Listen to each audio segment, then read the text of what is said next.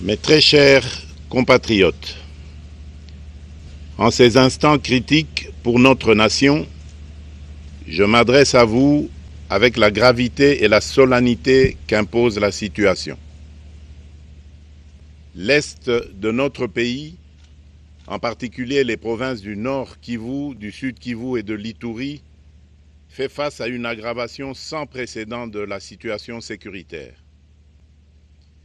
Les forces de défense du Rwanda, en soutien de leurs marionnettes du M23, poursuivent leur entreprise terroriste sur notre territoire, semant la terreur et la désolation parmi nos populations. Je partage avec vous la douleur et l'indignation face à ces attaques barbares. Ces actes ne sont pas seulement une attaque contre la République, mais une offense à l'histoire et à la dignité de notre peuple. En ces moments difficiles, je vous appelle à la résilience et surtout à la résistance. Face à cette situation, permettez-moi de vous rassurer. Une riposte vigoureuse et coordonnée contre ces terroristes et leurs parrains est en cours.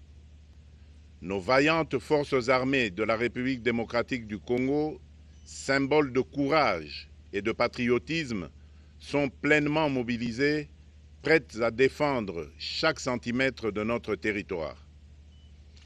J'ai personnellement convoqué et présidé des réunions de crise avec une équipe restreinte du gouvernement, le haut commandement militaire ainsi qu'une réunion interinstitutionnelle afin d'évaluer les récents développements de la situation et de lever les options pour repousser les agresseurs et reconquérir chaque parcelle de notre territoire.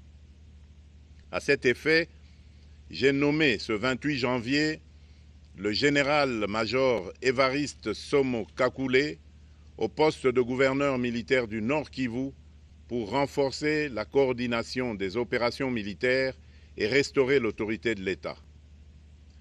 Parallèlement, nous avons engagé d'importantes démarches diplomatiques, notamment au sein du Conseil de sécurité des Nations Unies, ainsi que dans le cadre du processus de paix de Luanda, auquel nous restons pleinement engagés malgré les obstacles.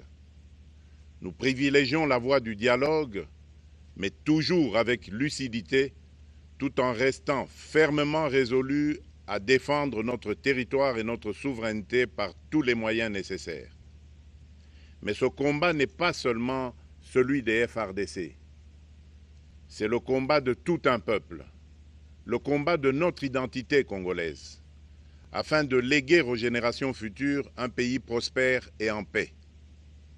À tous nos compatriotes, dans chaque province, chaque ville, chaque territoire et chaque village, ainsi que ceux de la diaspora, sans distinction d'appartenance ethnique ou politique, unissons nos efforts. Apportons un soutien indéfectible, moral et matériel à nos vaillants soldats.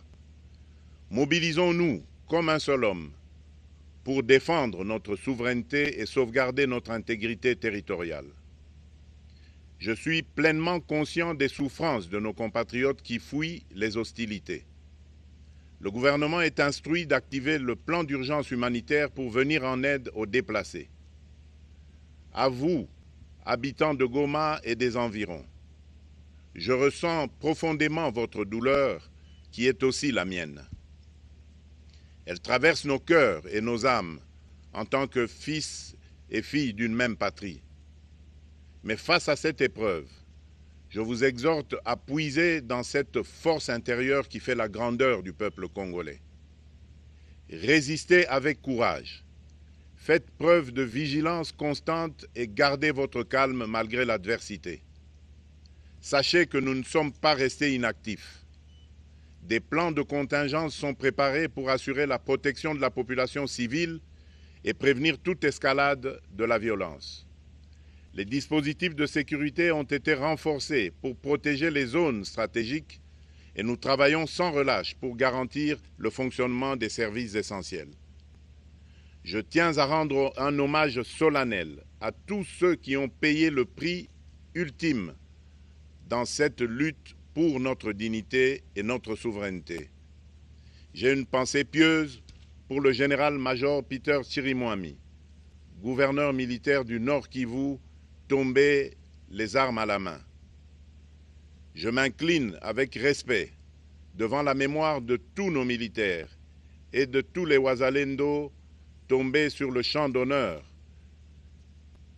Je pense aussi aux soldats de la mission de la communauté de développement d'Afrique australe, la SAMI d'IRC, qui combattent à nos côtés aux casques bleus de la MONUSCO, qui ont sacrifié leur vie pour la paix, ainsi qu'aux innombrables civils victimes de la barbarie ennemie. Leur courage et leur sacrifice ne seront jamais oubliés, et nous portons leur flambeau avec la ferme détermination d'achever leur noble combat. Je voudrais ici interpeller directement la communauté internationale et l'Union africaine. Le Rwanda continue de violer ouvertement et sans scrupule les principes fondamentaux de la Charte des Nations Unies ainsi que les accords régionaux.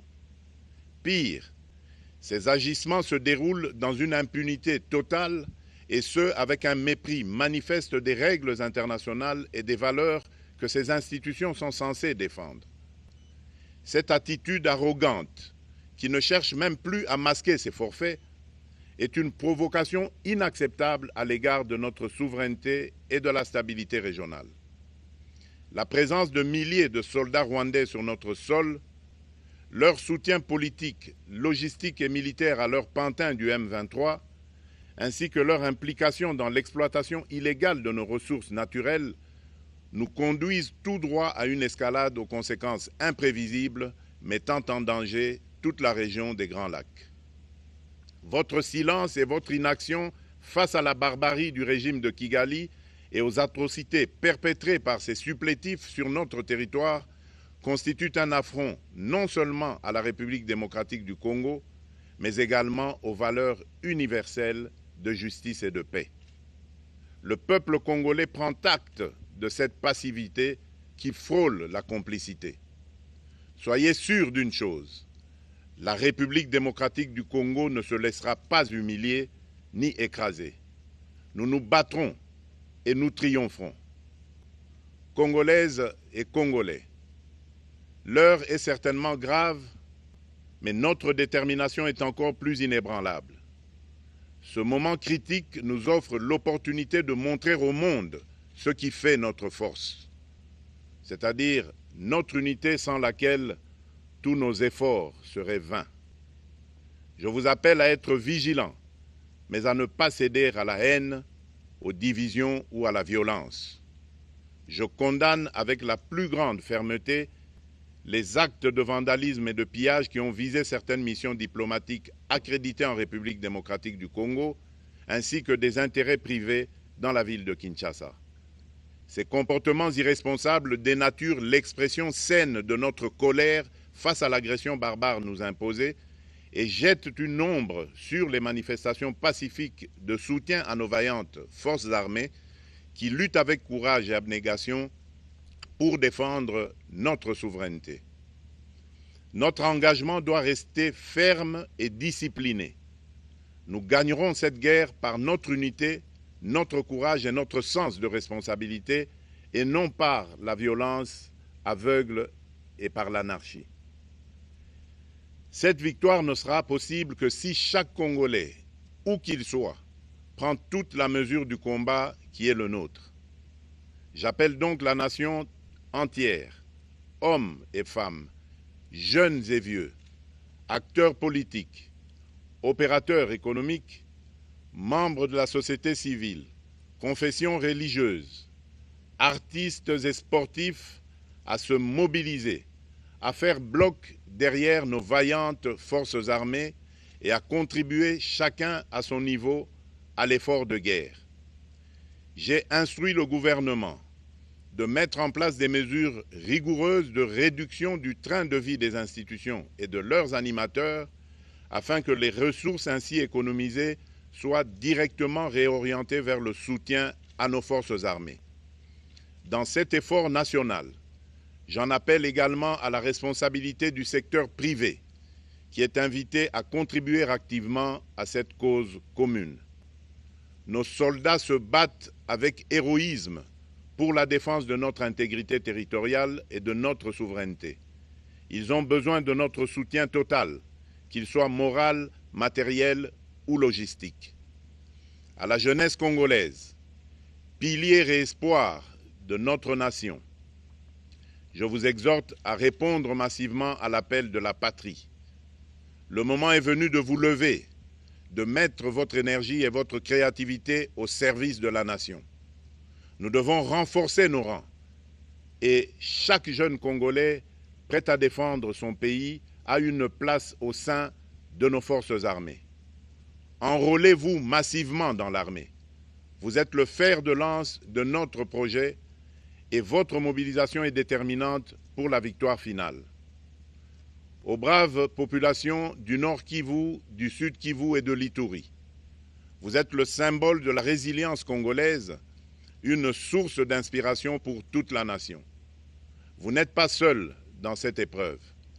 La République tout entière se tient à vos côtés, unis dans l'espoir et la lutte. Ensemble, nous ferons face et surmonterons cette épreuve. À nos vaillantes forces armées et aux vaillants patriotes Wazalendo, véritables sentinelles de la souveraineté nationale, je rends un hommage appuyé et vous exprime au nom de toute la République notre reconnaissance infinie et notre fierté inébranlable. Votre bravoure, votre discipline et votre engagement sans faille inspirent et mobilisent tout un peuple déterminé à défendre son territoire. Sachez-le, la République ne vous abandonnera jamais. Votre combat est le nôtre et vos sacrifices ne seront jamais oubliés. Vous incarnez l'honneur de la nation congolaise.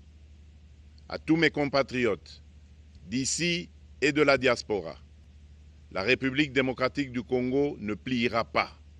La République démocratique du Congo ne reculera pas. Je ne vous abandonnerai jamais. J'en fais ici le serment.